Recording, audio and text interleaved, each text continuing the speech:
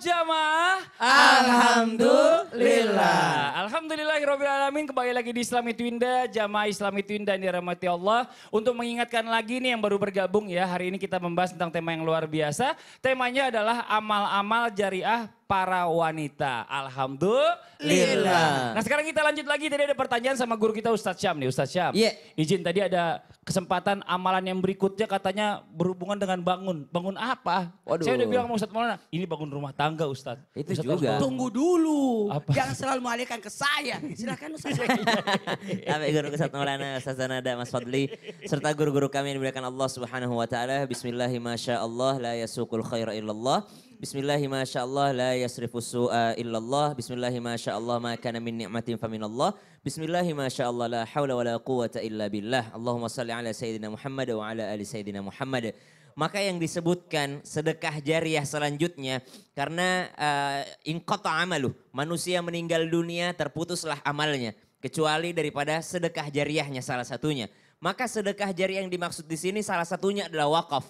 Wakaf apa yang paling bagus? Wakaf yang paling bagus termasuk diantaranya adalah wakaf rumah ibadah. Maka kalau dikatakan bangun, bangun apa? Bangun masjid. Siapa yang membangun masjid di dunia, maka Allah akan membangunkan semisalnya nanti di surga. Jadi udah booking tempat dia di surga. Insya Allah masuk surga. Kenapa? Karena sudah disediakan tempatnya di jannahnya Allah Subhanahu wa taala. Bagaimana dengan wanita? Karena kebanyakan daripada para penyumbang ini adalah laki-laki Ustadz. Yang datang sholat berjamaah adalah laki-laki. Bagaimana dengan para wanita? Meskipun hanya dengan kerikil kecil.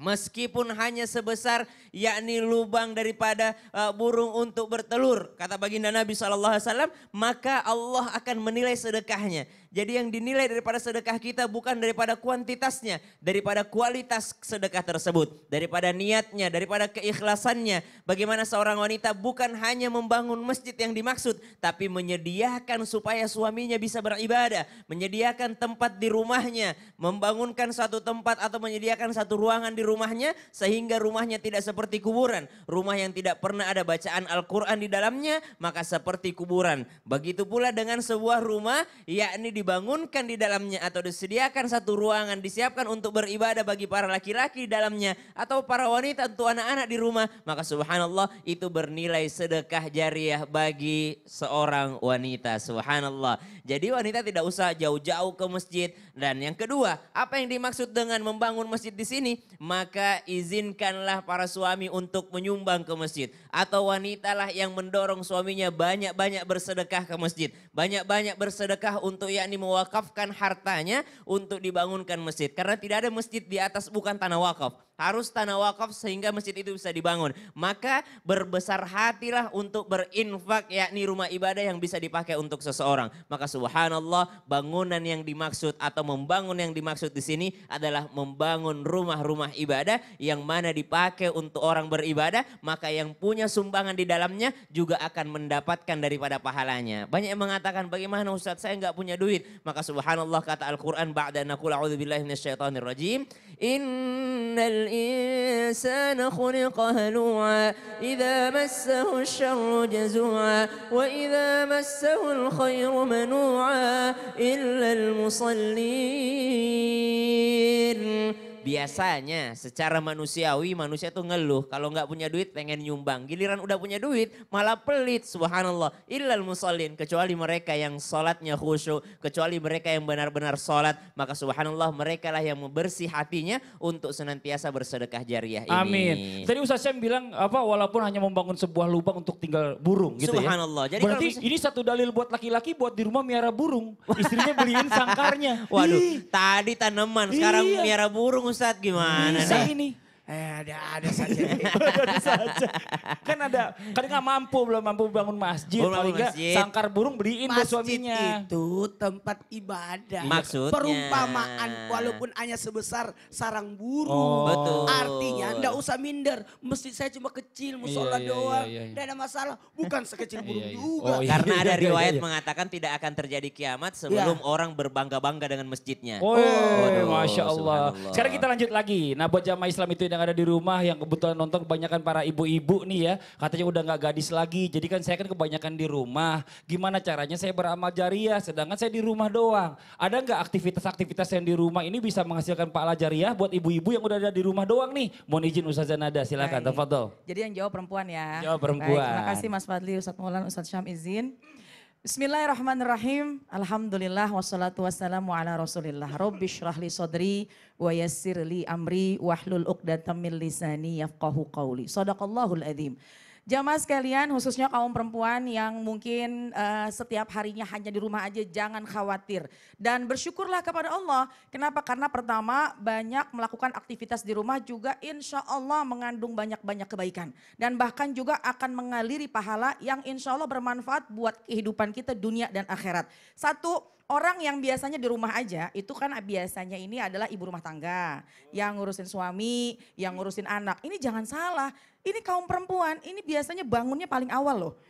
Dan tidurnya biasanya paling akhir. Dan dari awal sampai akhir ketika yang dia lakukan untuk mengurus rumah tangga, kemudian juga untuk mendidik anaknya, melayani suami, menyiapkan makan, ke pasar, belanja, bahkan kadang-kadang gak mikirin diri sendiri, yang diutamakan adalah rumahnya, itu besar pahalanya di sisi Allah Subhanahu wa Ta'ala. Jadi jangan sedih, jangan putus asa, jangan kecil hati bagi sesiapa orang, seorang istri, seorang ibu yang memang hanya di rumah aja setiap harinya.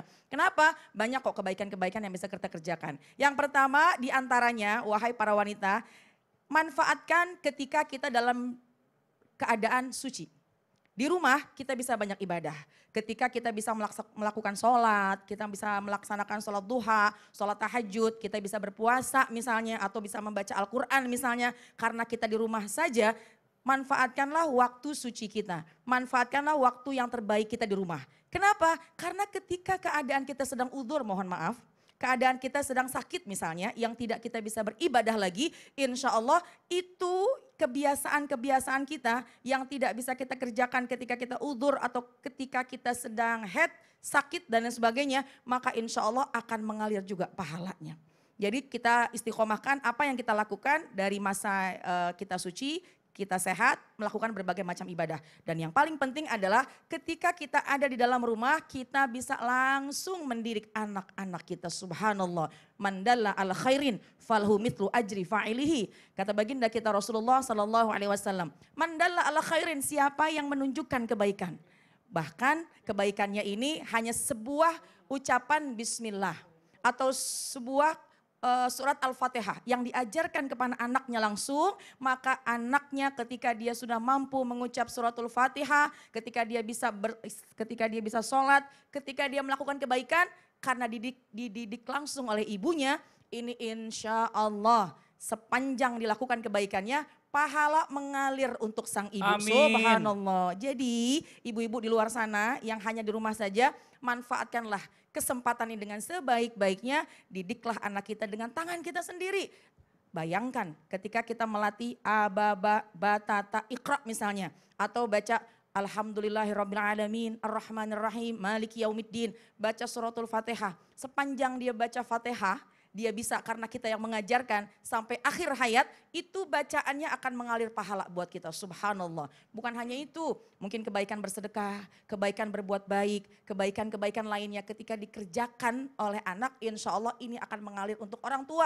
Jadi ibu-ibu yang di rumah aja banyak banget yang bisa dilakukan insya Allah. Jadi segala sesuatunya berarti bukan hanya di rumah aja nih gak bisa jadi jariah gitu ya. Ternyata justru lebih banyak kemungkinannya. Manfaatkan waktu di rumah. Masya Allah. Terima kasih banyak Ustazah Nada. Sama-sama, Jazakillah khairan katsiran atas penjelasannya, mudah-mudahan bermanfaat buat yang ada di rumah juga. Nah sekarang kita waktunya menjawab pertanyaan masuk nih yang ada di sosial media Islami Twindah di segmen Tanya Dong Ustadz. Kami semua tanya dong Ustaz.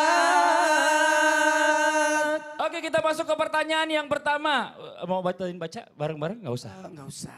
Ayo udah. Oke dari Windadat. Assalamualaikum Ustadz. Saya mau bertanya, apakah benar merawat orang tua yang sudah sepuh dapat mengalirkan pahala jariah bagi kita? Nah ini Ustadz Syam, mohon izin dijawab nih buat merawat orang tua yang udah sepuh. Subhanallah, merawat orang tua yakni pahalanya luar biasa. Bahkan baginda Nabi SAW mengatakan ragima anf, celaka atau rugi. Siapa itu orang yang rugi dan bangkrut? Mereka yang masih mendapati kedua orang tuanya sudah tua lalu mereka tidak menjadikan orang tuanya ini pintu surga baginya. Subhanallah. Maka pahala merawat orang tua itu adalah luar biasa. Karena sabarnya juga luar biasa. Merawat anak semakin lama semakin bermanfaat anak itu. Semakin lama semakin gampang. Tapi kalau merawat orang tua semakin lama semakin susah. Karena semakin sepuh. Maka subhanallah bersabar dalam merawatnya akan mendapatkan pahala. Tapi kalau dikatakan pahala bersambung tidak. Kenapa? Karena batasnya hanya sampai anak ini meninggal dunia. Jadi kita berpahala dalam yakni merawat dan berbakti kepada orang tua itu sampai kitanya yang meninggal dunia. Kalau orang tuanya sudah meninggal dunia masih bisa dapat pahala dengan cara apa? Dengan mendoakan orang tua tersebut. Tapi tidak bisa disebut jariah yang mengalir terus. Kenapa? Karena itu batasnya hanya sampai si anak tadi meninggal dunia. Wallahu ta'ala ala. Terima kasih banyak Ustadz Syam. Ya, yang berikutnya saya akan bacakan dari hamba Allah nih Instagramnya nih ya. Assalamualaikum guru-guru, mohon saya sembunyiin. Loh, saya sembunyiin semuanya. Masunya namanya. Oh, namanya disembunyiin. Saya mau nyembunyiin dia di mana saya bingung. Iya, maaf saya mau nanya nih, untuk mendapatkan amal jariah kita kan bisa dengan wakaf ya. Apa saja yang dapat kita wakafkan yang bisa menggalikan amal jariah? Terima kasih. Nah, ini minta dijawab sama guru kita Ustadz Maulana. Mohon izin Ustadz, panjang apa pendek jawabannya? Panjang. Oh, kalau panjang kalau gitu tausiah sekalian. Oke, izin Mas Fadli, Ustazah Nada, Ustazah.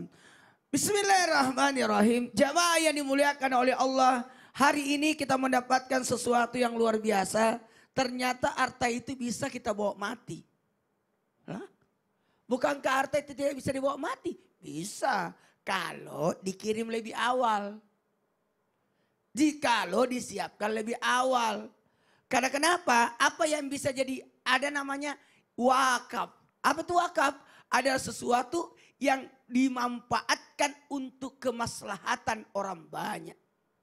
Maka buatlah fasilitas ilmu, buatlah sekolah yang senantiasa di mana anak itu belajar menimba ilmu, karena wakaf yang kita kasih untuk jadikan sekolah, dijadikan pesantren, dimanfaatkan untuk fasilitas untuk belajar, maka itu luar biasa. Apalagi buatlah pendidikan buat anak kita sendiri, persiapan termasuk buatin rumah buat anak. Iya, orang lain kita kasih, beliin rumah lah buat anak. Jadi bisa juga jadi wakaf buat kita ini. Beritahu anak, nak ini kau tinggali ya, jangan sampai kau jual.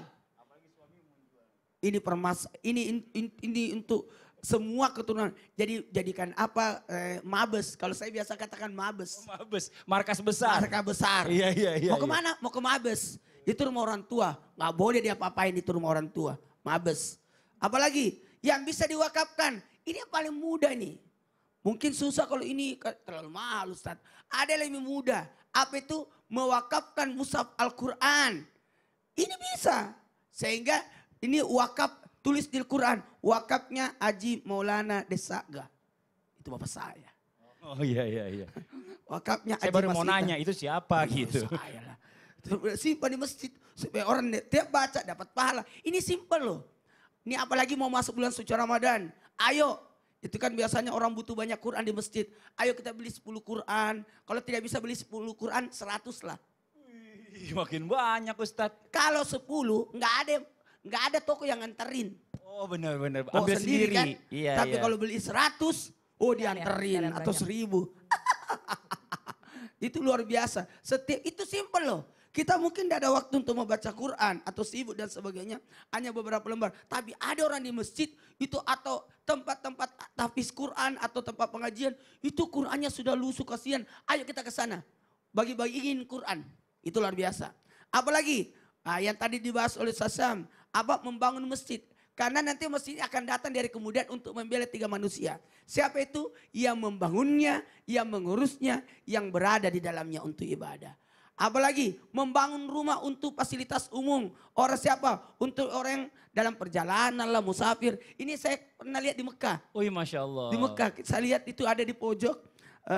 Di dekat-dekat tuh. Tapi agak jauh-jauh sedikit dari Masjidil Haram. Itu khusus orang-orang Aceh. Dia wakafkan, ada orang Aceh, orang kaya di sana. Dia wakafkan ini, hotel ini untuk orang-orang Aceh yang datang boleh tinggal di dalamnya.